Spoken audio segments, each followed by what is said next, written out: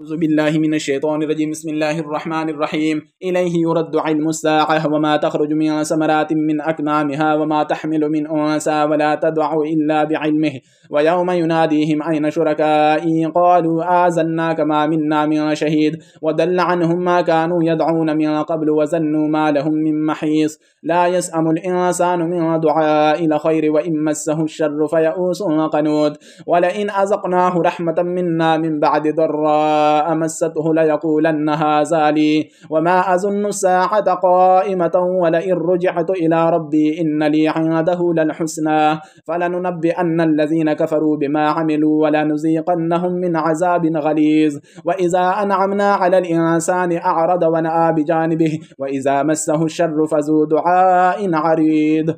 قل أرأيتم إن كان من عند الله ثم كفرتم به من أضل ممن هو في شقاق بعيد. سنريهم آياتنا في الآفاق وفي أنفسهم حتى يتبين لهم أنه الحق. أولم يكف بربك أنه على كل شيء شهيد. ألا إنهم في مرية من لقاء ربهم ألا إنه بكل شيء محيط. سورة الشورى مكية. بسم الله الرحمن الرحيم. حاميم عين سين قاف كذلك يوحي إليك وإلى الذين من قبلك الله العزيز الحكيم له ما في السماوات وما في الأرض وهو العلي العظيم. تكاد السماوات يتفطرن من فوقهن والملائكة يسبحون بحمد ربهم ويستغفرون لما في الأرض ألا إن الله هو الغفور الرحيم. والذين اتخذوا من دونه أولياء الله حفيظ عليهم وما أنت عليهم بوكيل. وكذلك أوحينا إليك قرآنا عربيا لتنذر أم القرى ومن حولها وتنذر يوم الجمع لا ريب فيه فريق في الجنة وفريق في السعير. ولو شاء الله لجعلهم أمة واحدة ولكن يدخل من يشاء في رحمته والظالمون ما لهم من ولي ولا نصير. أم اتخذوا من دونه أولياء فالله هو الولي وهو يحيي الموتى وهو على كل شيء قدير. وما اختلفتم فيه من شيء فحكمه إلى الله ذلكم الله ربي عليه توكلت وإليه أنيب. فاتر السماوات والأرض جعل لكم من أنفسكم أزواجا ومن الأنعام أزواجا يزرعكم فيه ليس كمثله شيء وهو السميع البصير. له مقاليد السماوات والأرض يبسط الرزق لمن يشاء ويقدر إنه بكل شيء عليم. شرع لكم من الدين ما وصى به نوحا والذي أوحينا إليك وما وصينا به إبراهيم وموسى وعيسى أن أقيموا الدين ولا تتفرقوا فيه كبر على المشركين ما تدعوهم إليه. الله يجتبي إليه من يشاء ويهدي إليه من ينيب. وما تفرقوا إلا من بعد ما جاءهم العلم بغيا بينهم ولولا كلمة سبقت من ربك إلى أجل مسمى لقضي بينهم وإن الذين أورثوا الكتاب من بعدهم لفي شك منه مريب. فلذلك فادع واستقم كما أمرت ولا تتبع أهواءهم وقل آمنت بما أنزل الله من كتاب وأمرت لأعدل بينكم الله ربنا وربكم لنا أعمالنا ولكم أعمالكم لا حجة بيننا وبينكم الله يجمع بيننا وإليه المصير. والذين يحاجون في الله من بعد ما استجيب له حجتهم داحضة عند ربهم وعليهم غضب ولهم عذاب شديد. الله الذي أنزل الكتاب بالحق والميزان وما يدريك لعل الساعة قريب. يستعجل بها الذين لا يؤمنون بها والذين آمنوا مشفقون منها ويعلمون أنها الحق ألا إن الذين يمارون في الساعة لفي ضلال بعيد. الله لطيف بعباده يرزق من يشاء وهو القوي العزيز. من كان يريد حرث الآخرة نزد له في حرثه ومن كان يريد حرث الدنيا نؤته منها وما له في الآخرة من نصيب. أم لهم شركاء شرعوا لهم من الدين ما لم يأذن به الله ولولا كلمة الفصل لقضي بينهم وإن الظالمين لهم عذاب أليم. ترى الظالمين مشفقين مما كسبوا وهو واقع بهم والذين آمنوا وعملوا الصالحات في روضات الجنات لهم ما يشاءون عند ربهم ذلك هو الفضل الكبير. ذلك الذي يبشر الله عباده الذين آمنوا وعملوا الصالحات قل لا أسألكم عليه أجرا إلا المودة في القربى ومن يقترف حسنة نزد له فيها حسنا إن الله غفور شكور أم يقولون افترى على الله كذبا فإن يشاء الله يختم على قلبك ويمحو الله الباطل ويحق الحق بكلماته إنه عليم بذات الصدور وهو الذي يقبل التوبة عن عباده ويعفو عن السيئات ويعلم ما تفعلون ويستجيب الذين آمنوا وعملوا الصالحات ويزيدهم من فضله والكافرون لهم عذاب شديد ولو بسط الله الرزق لعباده لبغوا في الأرض ولكن ينزل بقدر ما يشاء إنه بعباده خبير بصير وهو الذي ينزل الغيث من بعد ما قنطوا وينشر رحمته وهو الولي الحميد ومن آياته خلق السماوات والأرض وما بث فيهما من دابة وهو على جمعهم إذا يشاء قدير وما أصابكم من مصيبة فبما كسبت أيديكم ويعفو عن كثير وما أنتم بمعجزين في الأرض وما لكم من دون الله من ولي ولا نصير ومن آياته الجوار في البحر كالأعلام إن يشأ يسكن الريح فيزللن رواكد على ظهره إن في ذلك لآيات لكل صبار شكور أو يوبقهن بما كسبوا ويعفو عن كثير ويعلم الذين يجادلون في آياتنا ما لهم من محيص فما أوتيتم من شيء فمتاع الحياة الدنيا وما عند الله خير وأبقى للذين آمنوا وعلى ربهم يتوكلون والذين يجتنبون كبائر الإثم والفواحش وإذا ما غضبوا هم يغفرون والذين استجابوا لربهم وأقاموا الصلاة وأمرهم شورى بينهم ومما رزقناهم ينفقون والذين إذا أصابهم البغي هم ينتصرون وجزاء سيئة سيئة مثلها فمن عفا وأصلح فأجره على الله إنه لا يحب الظالمين ولمن انتصر بعد ظلمه فأولئك ما عليهم من سبيل إنما السبيل على الذين يظلمون الناس ويبغون في الأرض بغير الحق أولئك لهم عذاب أليم ولمن صبر وغفر إن ذلك لمن عزم الأمور ومن يضلل الله فما له من ولي من بعده وترى الظالمين لما رأوا العذاب يقولون هل إلى مرد من سبيل وتراهم يعرضون عليها خاشعين من الذل ينظرون من طرف خفي وقال الذين آمنوا إن الخاسرين الذين خسروا أنفسهم وأهليهم يوم القيامة ألا إن الظالمين في عذاب مقيم وما كان لهم من أولياء ينصرونهم من دون الله ومن يضلل الله فما له من سبيل استجيبوا لربكم من قبل أن يأتي يوم لا مرد له من الله ما لكم من ملجأ يومئذ وما لكم من نكير فإن أعرضوا فما أرسلناك عليهم حفيظا إن عليك إلا البلاغ وإنا إذا أذقنا الإنسان منا رحمة فرح بها وإن تصبهم سيئة بما قدمت أيديهم فإن الإنسان كفور لله ملك السماوات والأرض يخلق ما يشاء يهب لمن يشاء إناثا ويهب لمن يشاء الذكور أو يزوجهم ذكرانا وإناثا ويجعل من يشاء عقيما إنه عليم قدير وما كان لبشر أن يكلمه الله إلا وحيا أو من وراء حجاب أو يرسل رسولا فيوحي بإذنه ما يشاء إنه علي حكيم وكذلك أوحينا إليك روحا من أمرنا ما كنت تدري ما الكتاب ولا الإيمان ولكن جعلناه نورا نهدي به من نشاء من عبادنا وإنك لتهدي إلى صراط مستقيم صراط الله الذي له ما في السماوات وما في الأرض ألا إلى الله تسير الأمور سورة الزخرف مكية. بسم الله الرحمن الرحيم. حاميم والكتاب المبين إنا جعلناه قرآنا عربيا لعلكم تعقلون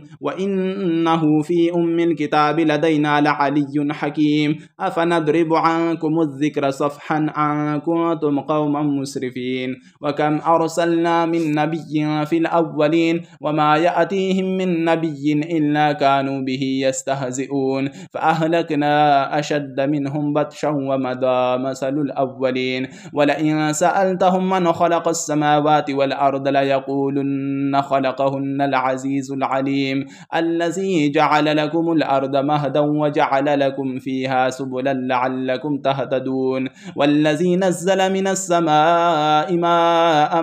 بقدر فأنشرنا به بلدة ميتا كذلك تخرجون والذي خلق الأزواج كلها وجعل لكم من الفلك والأنعام ما تركبون لتستووا على ظهوره ثم تذكروا نعمة ربكم إذا استويتم عليه وتقولوا سبحان الذي سخر لنا هذا وما كنا له مقرنين وإنا إلى ربنا لمنقلبون وجعلوا له من عباده جزءا إن الإنسان لكفور مبين أم اتخذ مما يخلق بنات وأصفاكم بالبنين وإذا بشر أحدهم بما ضرب للرحمن مثلا ظل وجهه مسودا وهو كظيم أفمن ينشأ في الحلية وهو في الخصام غير مبين وجعلوا الملائكة الذين هم عباد الرحمن إناثا أشهدوا خلقهم ستكتب شهادتهم ويسألون وقالوا لو شاء الرحمن ما عبدناهم ما لهم بذلك من علم إن هم إلا يخرصون أم آتيناهم كتابا من قبله فهم به مستمسكون بل قالوا إنا وجدنا آباءنا على أمة وإنا على آثارهم مهتدون وكذلك ما أرسلنا من قبلك في قرية من نذير إلا قال مترفوها إنا وجدنا آباءنا على أمة وإنا على آثارهم مقتدون قال أولو جئتكم بأهدى مما وجدتم عليه آباءكم قالوا إنا بما أرسلتم به كافرون فانتقمنا منهم فانظر كيف كان عاقبة المكذبين وإذ قال إبراهيم لأبيه وقومه إنني براء مما تعبدون إلا الذي فطرني فإنه سيهدين وجعلها كلمة باقية في عقبه لعلهم يرجعون بل متعت هؤلاء وآباءهم حتى جاءهم الحق ورسول مبين ولما جاءهم الحق قالوا هذا سحر وإنا به كافرون وقالوا لولا نزل هذا القرآن على رجل من القريتين عظيم أهم يقسمون رحمة ربك نحن قسمنا بينهم معيشتهم في الحياة الدنيا ورفعنا بعضهم فوق بعض درجات ليتخذ بعضهم بعضا سخريا ورحمة ربك خير مما يجمعون ولولا أن يكون الناس أمة واحدة لجعلنا لمن يكفر بالرحمن لبيوتهم سقفا من فضة ومعارج عليها يزهرون ولبيوتهم أبوابا وسررا عليها يتكئون وزخرفا وإن كل ذلك لما متاع الحياة الدنيا والآخرة عند ربك للمتقين ومن يعش عن ذكر الرحمن نقيد له شيطانا فهو له قرين وإنهم ليصدونهم عن السبيل ويحسبون أنهم مهتدون حتى إذا جاءنا قال يا ليت بيني وبينك بعد المشرقين فبئس القرين ولن ينفعكم اليوم إذ ظلمتم أنكم في العذاب مشتركون أفأنت تسمع الصم أو تهدي العمي ومن كان في ضلال مبين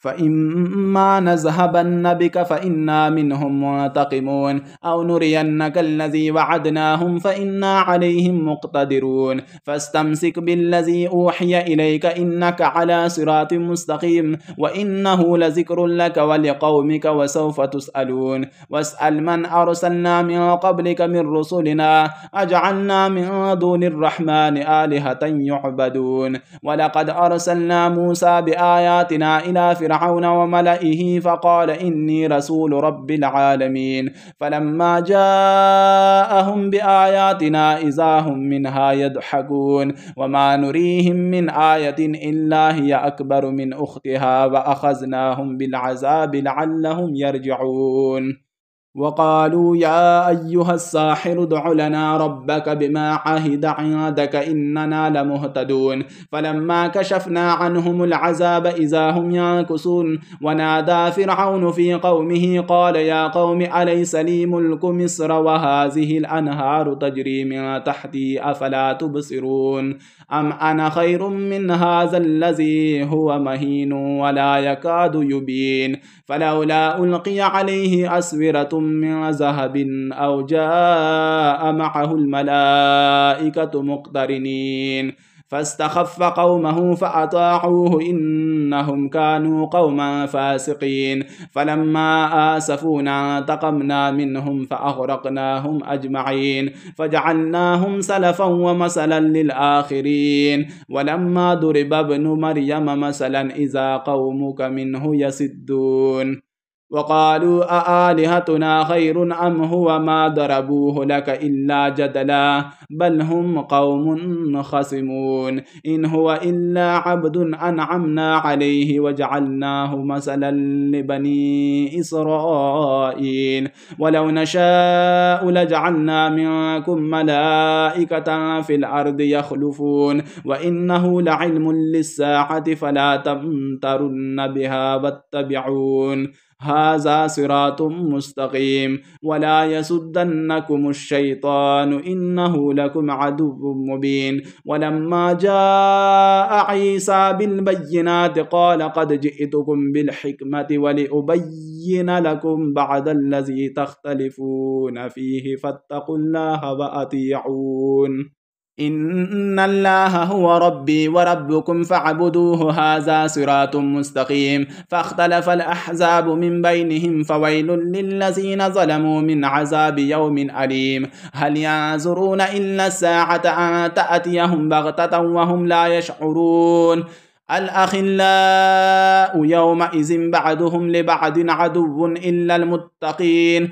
يا عباد لا خوف عليكم اليوم ولا أنتم تحزنون الذين آمنوا بآياتنا وكانوا مسلمين ادخلوا الجنة أنتم وأزواجكم تحبرون يطاف عليهم بصحاف من ذهب وأكواب وفيها ما تشتهيه الأنفس وتلذ الأعين وأنتم فيها خالدون وتلك الجنة التي أورثتموها بما كنتم تعملون لكم فيها فاكهة كثيرة منها تأكلون إن المجرمين في عذاب جهنم خالدون لا يفتر عنهم وهم فيه مبلسون وما ظلمناهم ولكن كانوا هم الظالمين ونادوا يا مالك ليقضي علينا ربك قال إنكم ماكثون لقد جئناكم بالحق ولكن أكثركم للحق كارهون أم أبرموا أمرا فإنا مبرمون أم يحسبون أنا لا نسمع سرهم ونجواهم بلى ورسلنا لديهم يكتبون قل إن كان للرحمن ولد فأنا أول العابدين سبحان رب السماوات والأرض رب العرش عما يصفون فذرهم يخوضوا ويلعبوا حتى يلاقوا يومهم الذي يوعدون وهو الذي في السماء إله وفي الأرض إله وهو الحكيم العليم وتبارك الذي له ملك السماوات والأرض وما بينهما وعنده علم الساعة وإليه ترجعون ولا يملك الذين يدعون من دونه الشفاعة إلا ما شهد بالحق وهم يعلمون ولئن سألتهم من خلقهم ليقولن الله فأنى يؤفكون وقيله يا رب إن هؤلاء قوم لا يؤمنون فاصفح عنهم وقل سلام فسوف يعلمون. سورة الدخان مكية. بسم الله الرحمن الرحيم. حاميم والكتاب المبين إنا أنزلناه في ليلة مباركة إنا كنا منذرين فيها يفرق كل أمر حكيم أمرا من عندنا إنا كنا مرسلين رحمة من ربك إنه هو السميع العليم رب السماوات والأرض وما بينهما إن كنتم موقنين لا إله إلا هو يحيي ويميت ربكم ورب آبائكم الأولين بل هم في شك يلعبون فارتقب يوم تأتي السماء بدخان مبين يغشى الناس هذا عذاب أليم ربنا اكشف عنا العذاب إنا مؤمنون. أنى لهم الذكرى وقد جاءهم رسول مبين ثم تولوا عنه وقالوا معلم مجنون إنا كاشف العذاب قليلا إنكم عائدون يوم نبطش البطشة الكبرى إنا منتقمون. ولقد فتنا قبلهم قوم فرعون وجاءهم رسول كريم أن أدوا إلي عباد الله إني لكم رسول أمين وأن لا تعلوا على الله إني آتيكم بسلطان مبين وإني عزت بربي وربكم أن ترجمون وإن لم تؤمنوا لي فاعتزلون. فدعا ربه أن هؤلاء قوم مجرمون فأسر بعبادي ليلا إنكم متبعون واترك البحر رهوا إنهم جند مغرقون كم تركوا من جنات وعيون وزروع ومقام كريم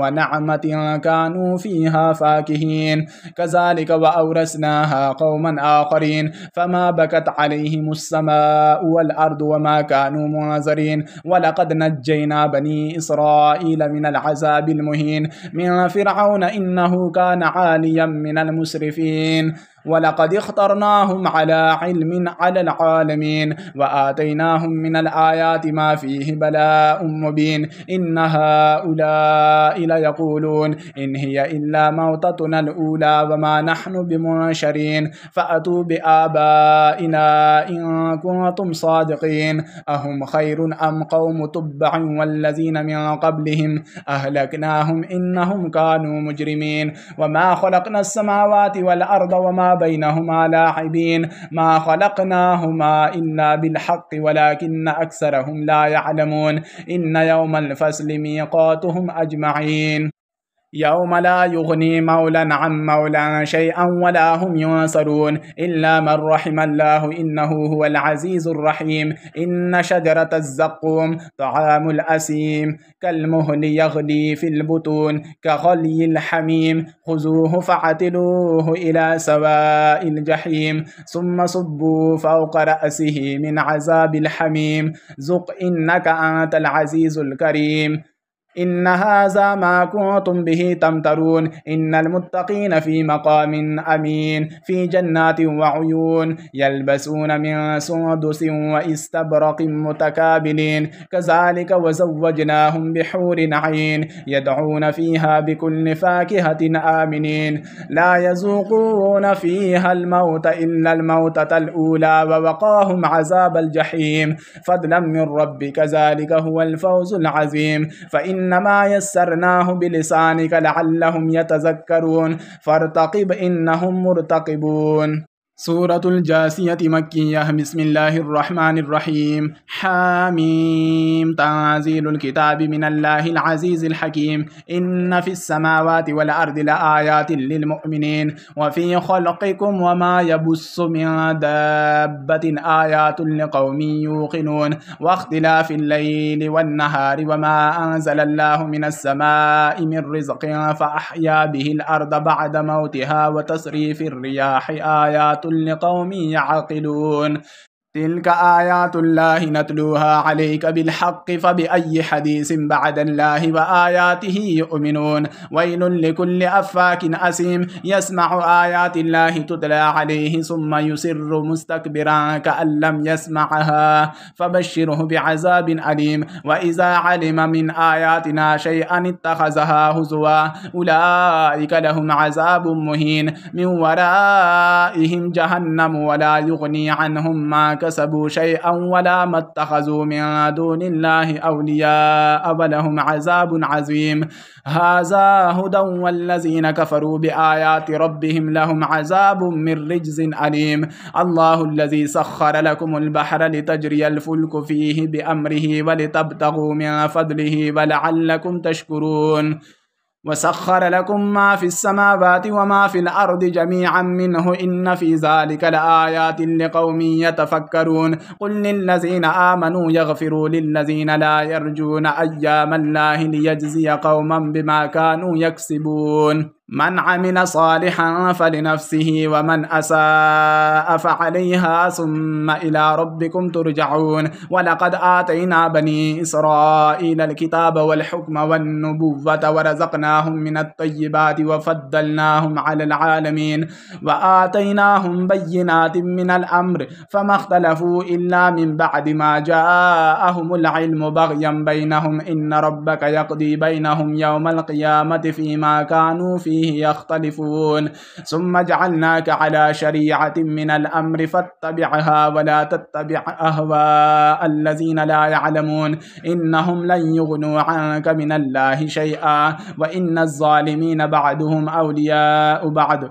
والله ولي المتقين هذا بصائر للناس وهدى ورحمة لقوم يوقنون أم حسب الذين اجترحوا السيئات أن نجعلهم كالذين آمنوا وعملوا الصالحات سواء محياهم ومماتهم ساء ما يحكمون وخلق الله السماوات والأرض بالحق ولتجزى كل نفس بما كسبت وهم لا يظلمون أفرأيت من اتخذ إلهه هواه وأضله الله على علم وختم على سمعه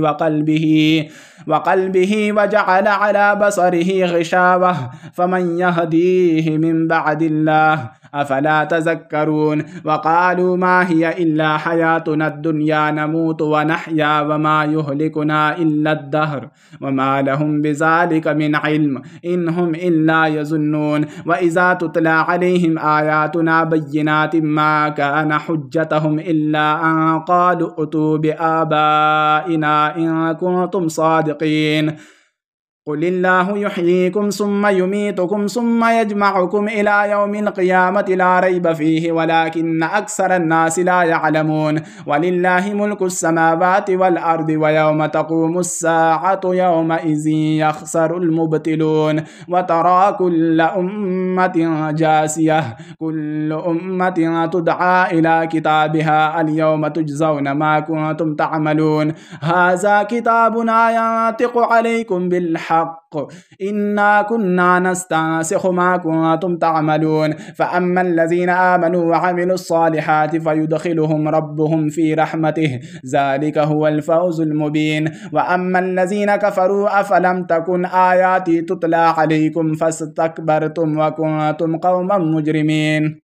وإذا قيل إن وعد الله حق والساعة لا ريب فيها قلتم ما ندري ما الساعة إن نظن إلا ظنا وما نحن بمستيقنين وبدا لهم سيئات ما عملوا وحاق بهم ما كانوا به يستهزئون وقيل اليوم ننساكم كما نسيتم لقاء يومكم هذا ومأواكم النار وما لكم من ناصرين ذلكم بأنكم اتخذتم آيات الله هزوا وغرتكم الحياة الدنيا فاليوم لا يخرجون منها ولا هم يستعتبون فلله الحمد رب السماوات ورب الأرض رب العالمين وله الكبرياء في السماوات والأرض وهو العزيز الحكيم صدق الله العظيم.